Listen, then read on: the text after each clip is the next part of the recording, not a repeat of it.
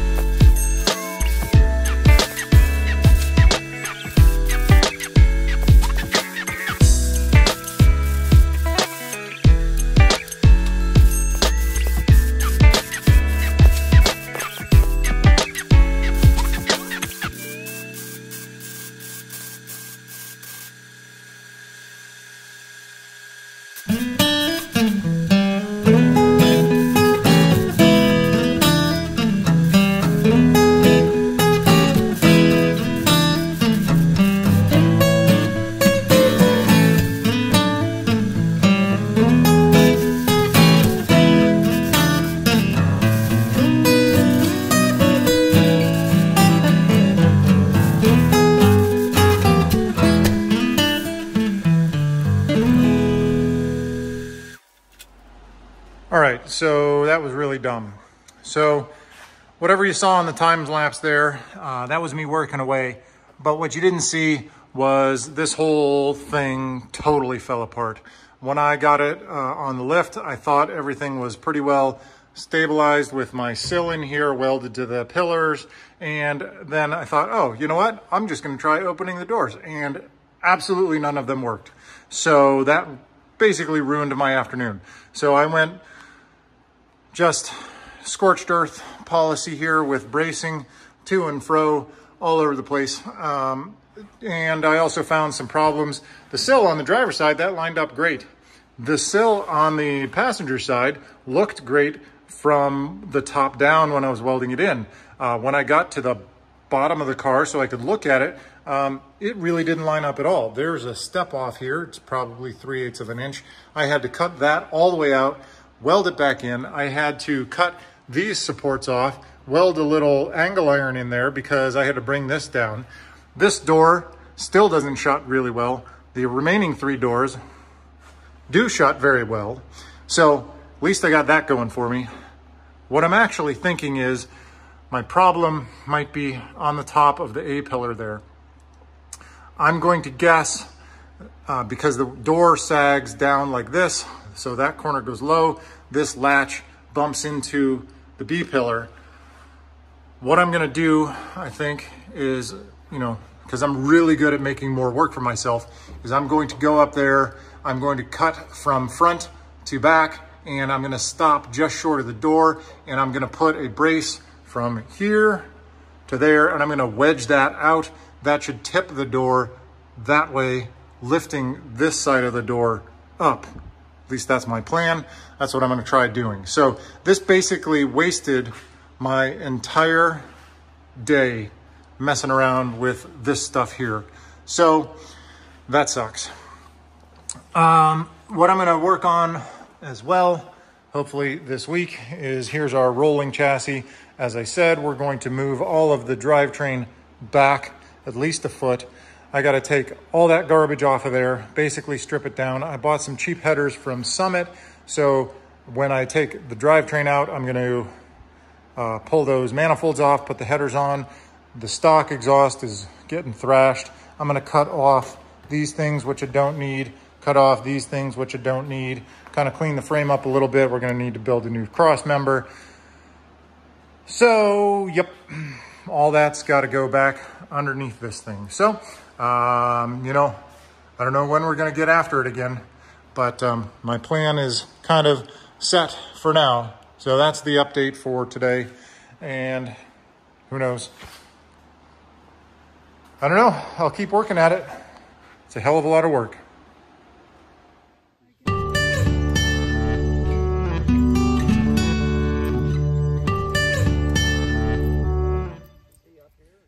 Hey there. Well, it's Saturday evening, actually. Posted the last video this morning, and I got a bunch of comments helping me out with suggestions for the doors. Now, that last little segment that I recorded was actually before I published the video and before I saw a lot of comments, which were very helpful about trying to work on the hinges here. The hinge pins themselves are very good. Now that I did put my bracing on the inside, which was yesterday, day before, I don't know.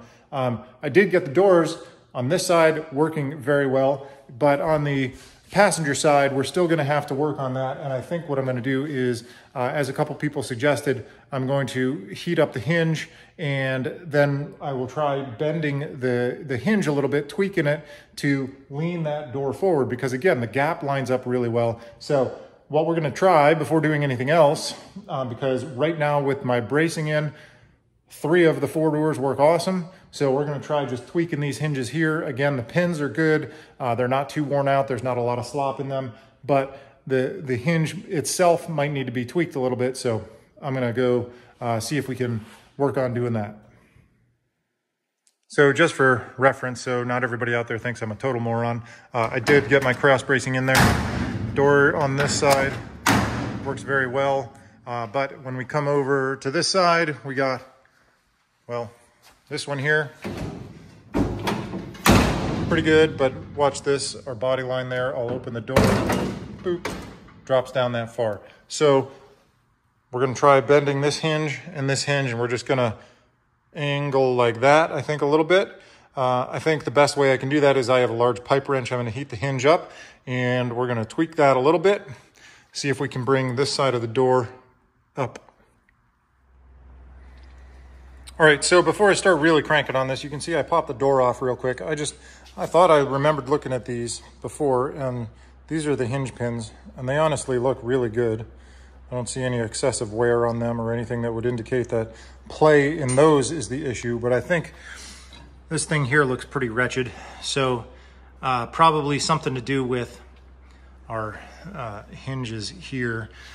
What I was gonna do was take the big old pipe wrench, and I was gonna get it on there, and I was gonna try and just crank on this to see if I can wedge the whole thing.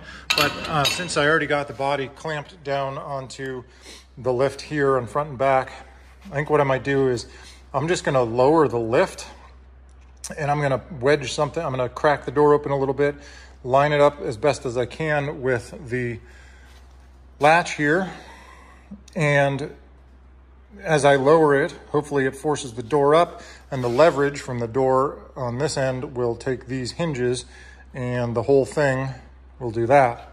So before I try heating these up and really cranking on them, let's do them at the same time with the door on. All right, you can see my fancy invention here. Basically, I just created this I-beam, and I'm starting to lower the lift gently, and you can see here's my latch, and it is actually lining up with where the striker is. So we're gonna lower it a little bit because I anticipate there'll be some spring back to the original shape. So let's see if we can tweak this a little bit and see if we can break anything. All right, here we go. I can see through the door. I'm gonna lower. Let's overshoot by half an inch. What do you think? That's probably, yeah. So I'm gonna lift it up now, and I'm gonna see if the door kind of stays where we want it.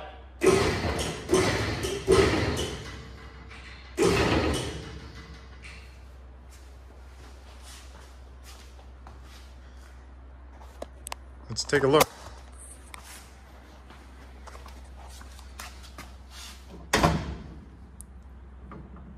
All right, well, we're better than we were, so I'm gonna do that again.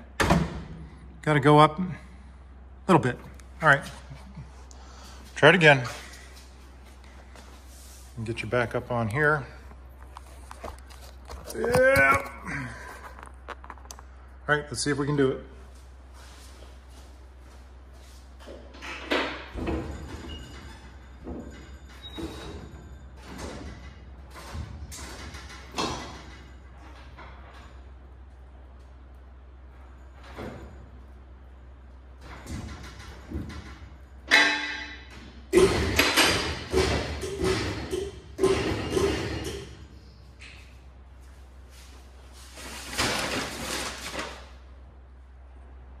All right, so awesome. That got it pretty darn close. What I did is, of course, forgot to start the camera. I put my pipe wrench on a piece of pipe so that I could get on the hinges a little bit more and tweak them. So it takes a little bit of a swing, but closes pretty well. The thing is, I think if I grind off this gap here a little bit, you know, we're wider down there. If I grind off here, maybe a some, and then up in here, that might help us as well. So I'm gonna do that, but for the most part, lots better. Cool.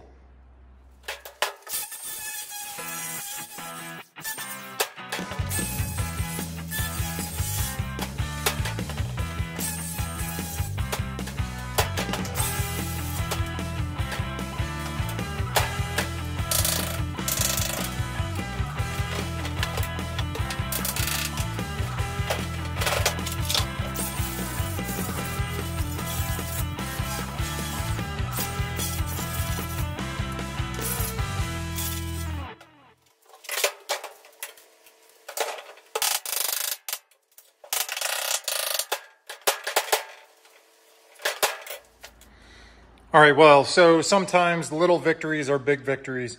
So I took the door off, I ground that, so we've got a decent looking body gap. I mean, for crying out loud, it's 86 years old. It is 4 inches chopped. I think, you know, a gap that looks like that, I'll take it. We got it doing the open close thing. So all 4 doors are good now. So we can move on to doing other things. I'm gonna leave that bracing in there like I showed you before. I'm gonna leave all this bracing in until it's back on the chassis, finalize the floor so we've got structure in there so none of this is going anywhere else. So yeah, that'll do on this part. I'm gonna go get on the chassis and start getting rid of some of the extraneous crap that's on there. Right on, let's do it. All right, so got that finalized, doors are shutting, awesome, awesome news. So what I'm gonna do today is do some cleanup on the chassis here, get rid of these body mounts that we don't need anymore, and some tabs and things like that, clean this up, maybe get the exhaust off. So it's gonna be kind of busy work, nothing terribly exciting, so I'm pretty much just gonna zip through this as fast as I can. You can probably watch me sweat and struggle here, so I'll do that. Once those things are done, get the exhaust out and things like that, clean up the mess that's up there. And you know, every little step forward is still moving forward. So I'm gonna start on this, see you in a little bit.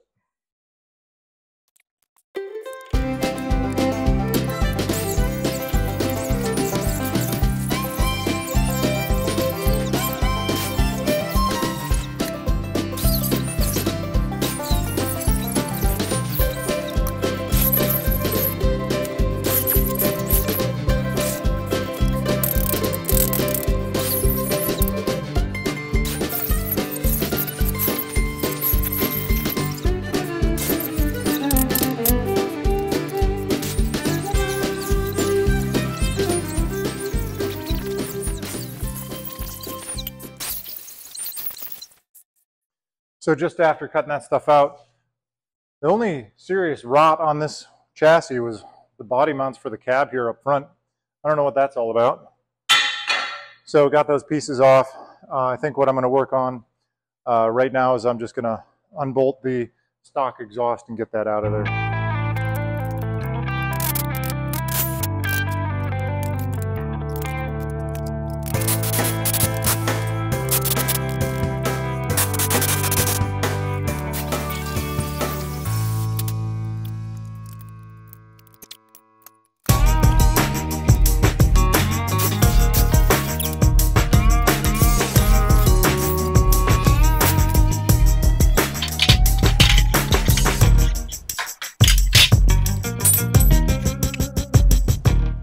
All right, so that was stupid. The studs, yeah, they went to break off right away. This one, ultimately, I couldn't get the one that was on the back side of it, front side, whatever you want to call that. So I cut the exhaust pipe over here. These studs, all of those broke. And so stock exhaust is out. And now we're going to continue cleaning up.